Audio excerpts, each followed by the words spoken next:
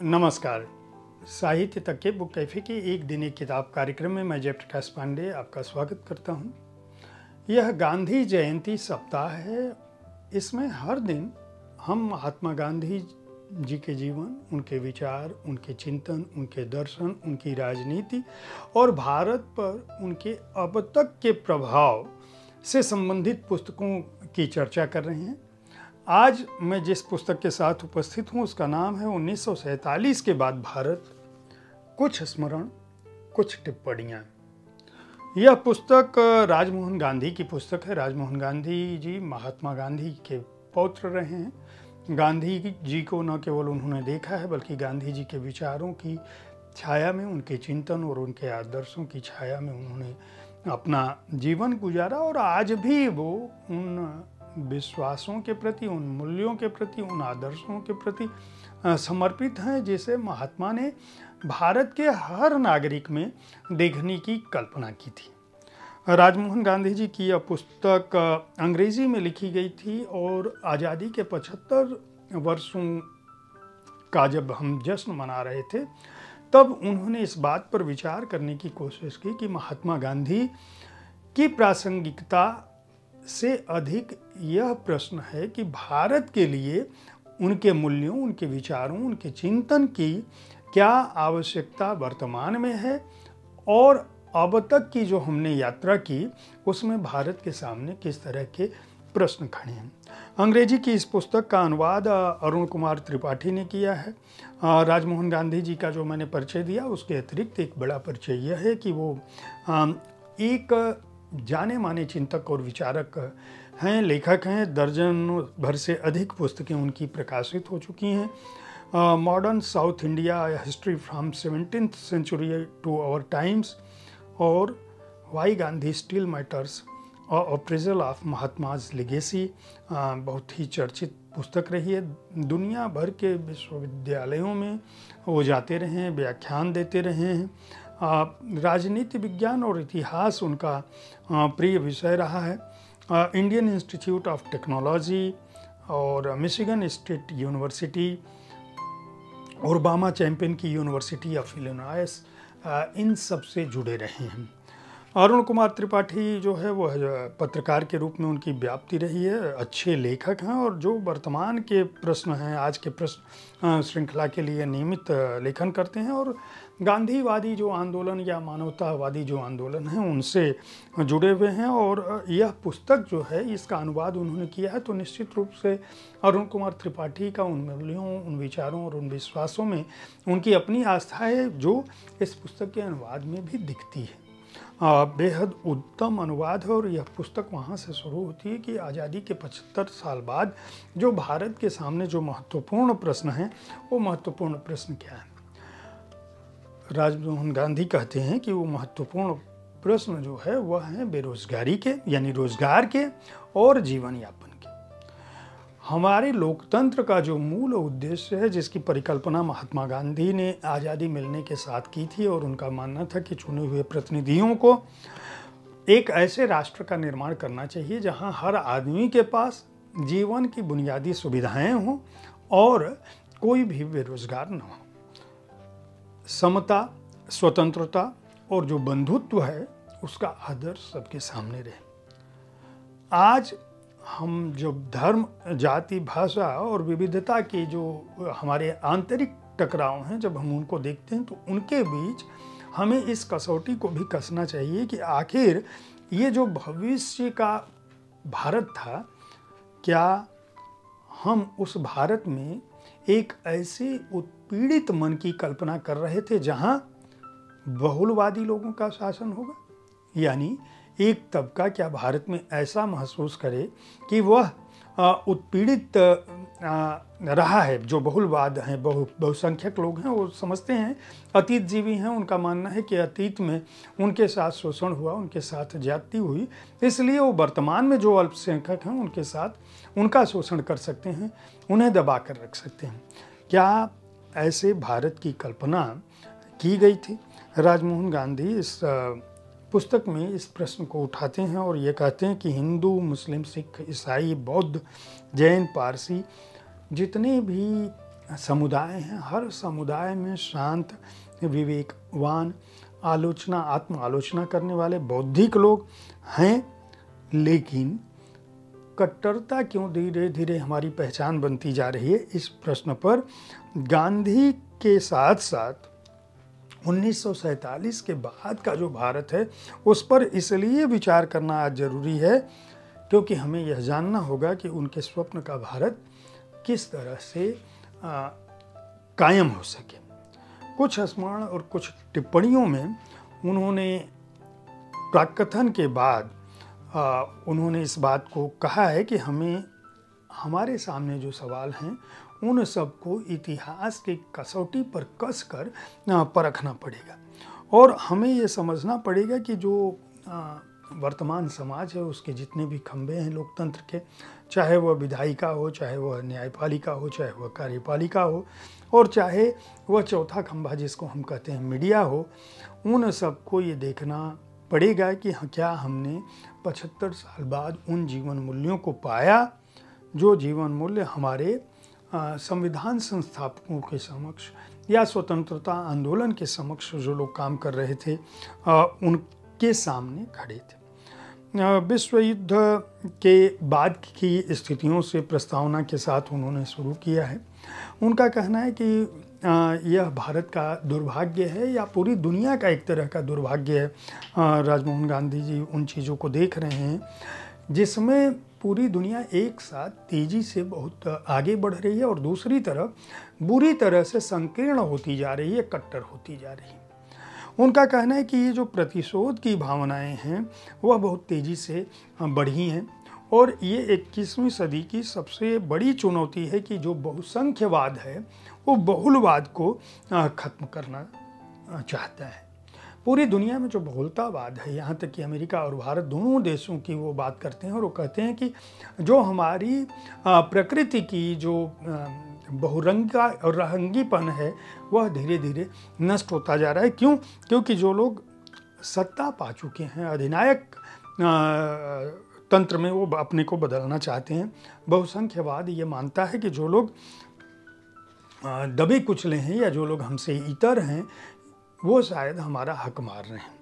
उनका कहना है कि ये वैश्विक प्रवृत्ति जिन 3 कारणों से बनी है उनको हमें एक देखना चाहिए कि एक बहुत तेज़ी से जो आवागमन एक दूसरी जगहों पे बढ़ा, उससे क्या हुआ कि कुछ तबकों के पास अचानक बहुत ज़्यादा संपत्ति आ गई और जब बहुत संपत्ति आ गई तो उनको ये लगा कि हमारी संपत्ति जो है वह एक तरह से कहीं खंडित ना हो और जो गरीब लोग हैं उनके दिमाग में ये आया कि ये जो गरीबी है उसका कारण ये आए हुए लोग हैं।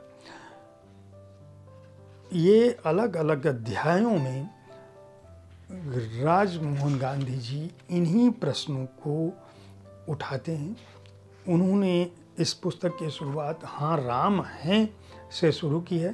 भगवान राम की जो अस्मिता है, जो पहचान है, 1937 से 2007 तक अपने अनुज रामू से उन्होंने इस बात को शुरू किया है और वो बताया है कि किस तरह से राम उनके जीवन में शामिल थे, किस तरह से महात्मा गांधी के राम, देवदास गांधी जी जो राजमोहन गांधी जी के पिताजी थे उनके जीवन में राम, किस तरह से उनकी पत्नी यानी राजमोहन गांधी की माँ लक्ष्मी जो राजगोपालाचारी जी की बेटी थी, चक्रवर्ती राजगोपालाचारी जी की, उनके जीवन में राम किस तरह से आए, किस तरह से हिंदुस्तान टाइम्स के संपादक के तौर पर देवदास गांधी ने भगवान राम और उनसे जुड़े आख्यानों को, रामायण को उनका अनुवाद कराया और हर पन्ने पर कोशिश की।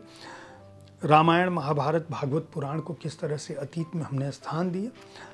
राजमोहन गांधी जी इस अध्याय से ये कहना चाहते हैं कि राम हमारे जीवन में सहजता से आए थे और उस राम की किसी से कोई घृणा नहीं थी, उस राम से किसी का कोई वैमनस्य नहीं था।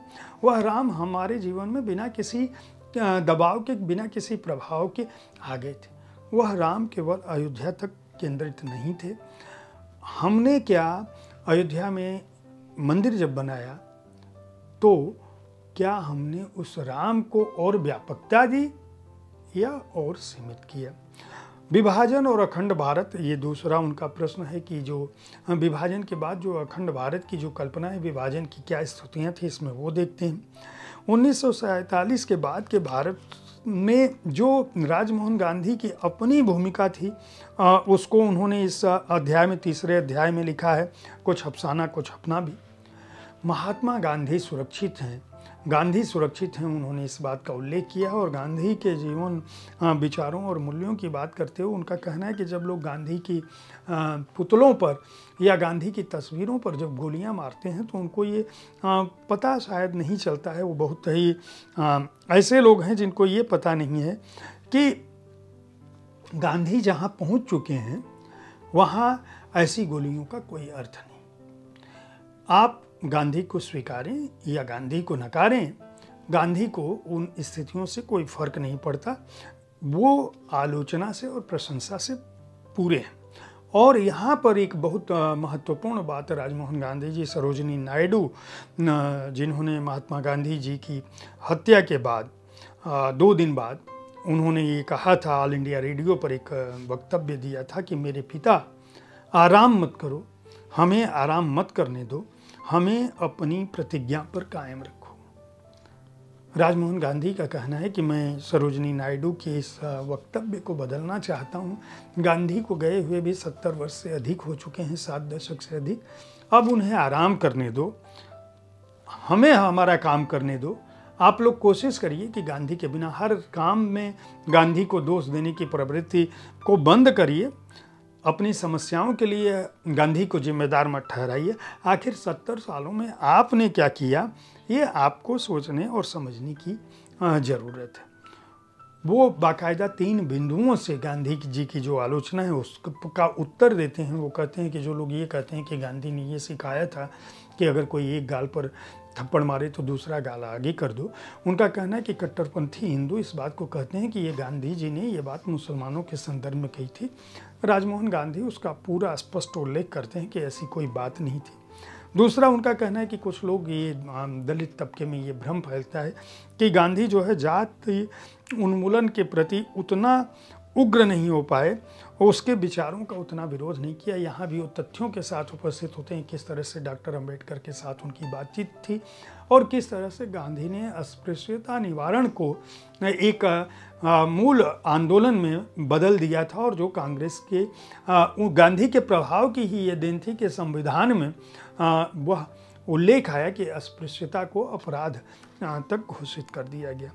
तीसरा ये था कि जो हिंदुत्व की सर्वोच्चता की जो बात थी, गांधी उसके प्रति निश्चित रूप से उदासीन थे और उसकी बाकायदा उन्होंने वजह दी है कि उनका कहना था कि गांधी ने बार बार इस बात को कहा। दरअसल हमारे राष्ट्रीय आंदोलन, इसमें राजमोहन गांधी पूरा उल्लेख करते हैं इस पुस्तक में कि हमारा जो राष्ट्रीय आंदोलन था दरअसल वो किसी जाति, किसी क्षेत्र, किसी वर्ग में बटा हुआ नहीं था।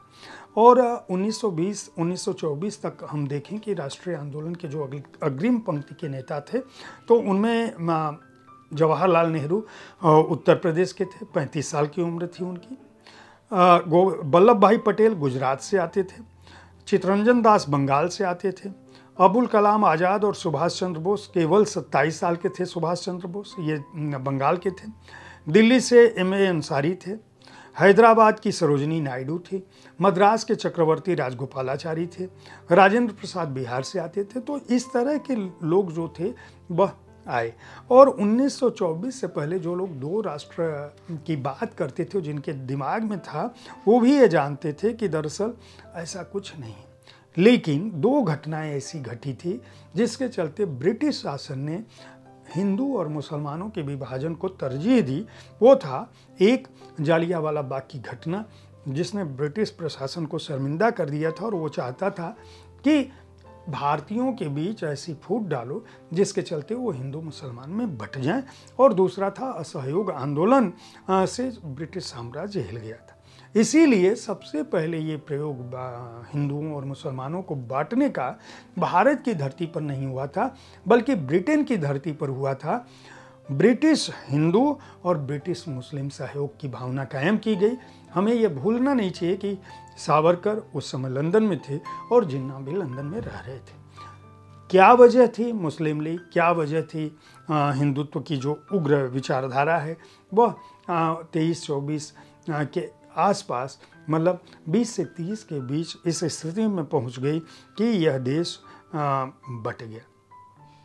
उनकी तुलना में गांधी के जो प्रयास थे उनको देखे जाने की ज़रूरत है।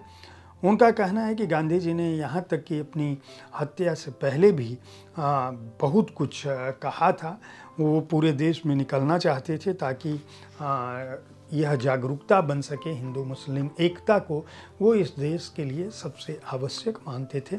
और उन्हीं के विचारों की यह देन थी कि भारत आज धर्मनिरपेक्ष स्वरूप में कायम है। महात्मा गांधी के जयंती सप्ताह में 1947 के बाद भारत, कुछ स्मरण और कुछ टिप्पणियाँ पुस्तक की चर्चा मैंने की। राजमोहन गांधी जी की यह पुस्तक है। वाणी इतिहास श्रृंखला से यह पुस्तक प्रकाशित हुई है। मूल्य 395 रुपये है।